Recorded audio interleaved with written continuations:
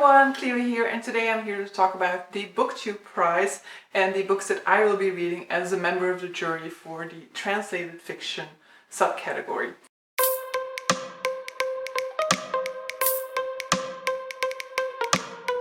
So for those of you who are not familiar with the Booktube prize, I will link the Booktube prize channel and the website down below. Basically, this is a community organized prize, and so it started about 3 years ago maybe. I participated in the second edition of the Booktube prize already. At that point in time there were just two categories, which were general fiction and non-fiction, and so at this point in time I think we're in the fourth year of Booktube prize, and at this point in time a third category was added, translated fiction. And so because, as you may know, one of my goals is to read more translated fiction this year, I immediately signed up to be a judge. Now my goal, or like my plan for that, was basically to maybe start judging from the next round, which is the sort of like June-July round, because normally I will finish my TBR by the end of June, and so I would have the entire of July to read the 6 books that I need to. But there was a lack of judges, or there was a need for judges, and so I signed up last minute for the April-May round. And so these are the 6 books that I have to read in the months of April and May. Of course, it is already May when this video is being published. I have already read 2 of these, but we'll just pretend that I haven't. You will get my full thoughts on all of these books, vlog style, in the month of June. I'm filming 2 vlogs for them, I'm guessing 3 books to vlog, and then I'll give you like my final thoughts, or like my final ranking of these 6 books at that point in time as well. So for those of you interested in like the specifics, so this is the books that I'm reading for the quarterfinal round of the Booktube prize for subsection D of the translated fiction category. So first book that I have to read is Gerta by, and my apologies in advance for all of these pronunciations. Definitely for Eastern European languages, I'm not entirely sure of pronunciations. So Gerta by Katarina Tukova. So this is translated from the Czech by Veronique Firkusny. So the synopsis is basically that this story takes place in 1945, so during the Second World War. And so the story takes place when the Czech Republic has just been liberated from the Nazis by the Allied forces.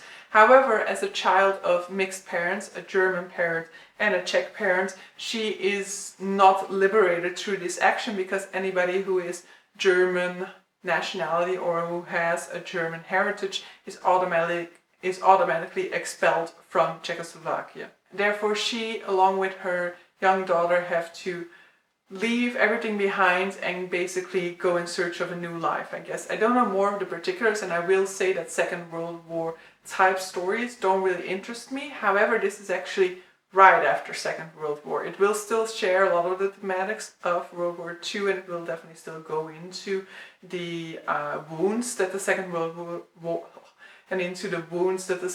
War has left behind. And it's definitely a setting that I don't really like. I haven't spent too much time in my education, for example, learning about this side of Second World War. We learned a whole lot about, you know, the reality of Belgium, France, the UK and Germany, but we definitely didn't spend a whole lot of time looking at other perspectives, and so it might still interest me a lot more than your typical World War II book does, but it's the one that I'm hesitant about, so I'm hoping that it will turn out to be way better than I'm anticipating, and we will find out in June. Next up, one that I was highly anticipated. It is actually a little bit inconvenient for this book to be in this list, because I was going to include it in a sort of like try an author type video, and that is Heaven by Mieko Kawakami. So Mieko Kawakami is a female Japanese author. She has like 3 books, I think, at this point in time that were translated into English, and all 3 of them I've heard wonderful things about.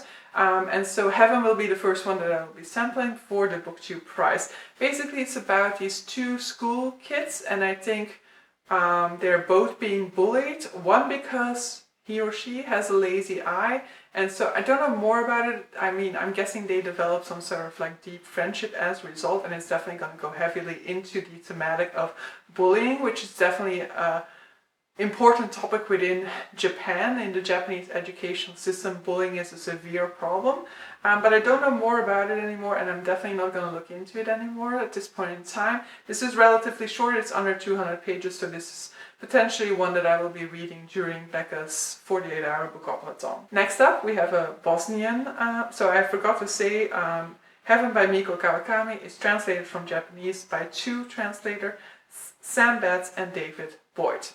So next up we have My Heart, which is translated from the Bosnian by two translators again, by Celia Hawksworth and Alexander Heeman. The original author is Semezdin Mehmedinovic. That will probably be completely wrong. So this is a sort of like reflective novel looking back on past life, basically. We are looking at somebody who has just suffered a heart attack at the age of 50, and in the aftermath is kind of reflecting back on the life that they've led. In particular, he is looking back on the Bosnian War and on the subsequent fleeing to the United States that they had to do. I don't know more about this. It definitely has potential. A reflective novel sometimes can be a little bit too passive for me, but it kind of depends on how the flashbacks are written. But I definitely want to find out more about the Bosnian War, and so reading a book by a Bosnian author themselves will be very interesting for that. Next up we have The Membranes by Chi Tawei. So this is a Taiwanese novel which was translated from Chinese by Ari Larissa Heinrich. So this is a sort of like queer cult classic to some extent. It has elements of queerness, but queerness is definitely not its central focus. However, the author is queer, I believe, and has had multiple queer publications. In this one we are looking at a future Earth, so basically around the year 2100, and so because of climate change people have had to go underground. They're basically living in these sort of like enclosures under the sea, and so life has definitely had to adapt. And we are looking at this woman who is living a somewhat mundane life within this setting. However, as the novel advances, she will be kind of seeking boundaries more and more. She will kind of be breaking the boundaries of identity, of gender, and that's all I'm gonna say. I have already read this one. Next up we have the one that I'm actually currently reading, which I will still finish in the month of April, which is Khalid by Yasmina Khadra. This is a book translated from the French by John Cullen.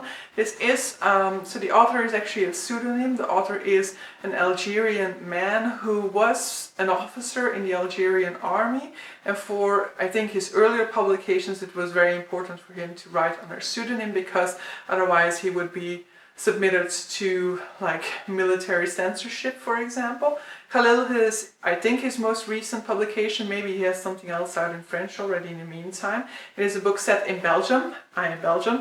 And so it is a book which has a super interesting premise. So basically, if you remember the terrorist attacks on Paris from 2015, basically this book centers those events. All the names are different, but it basically centers that event, and it imagines that there is a fourth person who was wearing a suicide bomb at that point in time. However, the moment in which he tries to detonate the suicide vest, nothing happens. And so the story starts with that moment. It starts with him arriving in Paris, getting prepared to detonate the suicide vest, and then figuring out that nothing is happening, and then needing to figure out what happens next. What does he do next? So that's the one that I'm currently reading, and I mean, it's one that I immediately wanted to prioritize because that premise just sounds super fascinating. And then the final one that I am reading is The Art of Losing by Alice Zeniter. This is translated from the French by Frank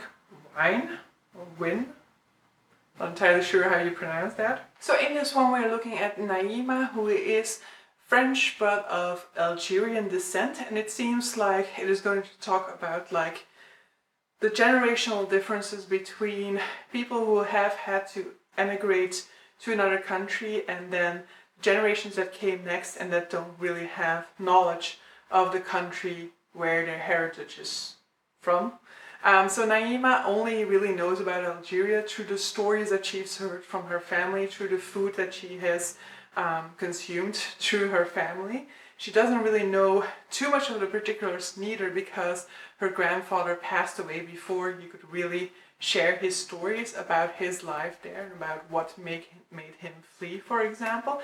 But so she is going to go back to Algeria and kind of get back into touch with her roots.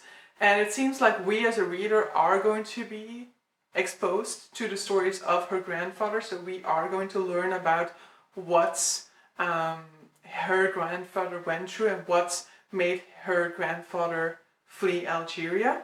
And so it's going to be about, first of all, that difference between those two generations, between the generation that grew up in a certain country and had to emigrate, and the generations that came after and don't really have a real link with that original country anymore, except for through their family members. But at the same time, it's also going to go into the identity of this new generation living in France and their role within French society, being somebody who is seen as an outsider, even though they are French to the core. They have grown up in France all their life. All they've known is really French society. And so it seems to be about those two things, which I find very interesting. I have read a book that also went into that, which I cannot remember at this point in time. But in any case, that one, I definitely found that thematic to be really interesting. So it'll be interesting to see how this one tackles that thematic. But so yeah, those are the 6 books that I'm reading for the Booktube prize. Like, most of them are like within the 200 page or under 200 page range. There are just 2 of them that are within the 400 page range, and sadly I still need to read the 2 400 page ones, so I still have to make myself go through the biggest page count. But hopefully those pages will also still fly by and I'll have a great time with all of these books. In any case, I am currently making my way through some of these already, as I indicated, and so my first vlog should be ready to go up like at the beginning of June. And for the second one, you hopefully won't have to wait too much time in between there. But so yeah, these are the books that I'm reading for the Booktube prize. If you haven't checked out the Booktube prize yet and you're interested in non-fiction, general fiction or translated fiction, then definitely do check it out. In any case, it's a nice way to get some ideas about some books that you might want to read within those categories. And if you're interested enough, then definitely think about signing up for next year's round. Usually sign-ups happen around October, November, so definitely subscribe to the Booktube prize channel and then you'll be up to speed for all the information for the next editions. But so yeah, with that I'm gonna end this video. Hope you guys enjoyed it and see you guys for a future one. Bye!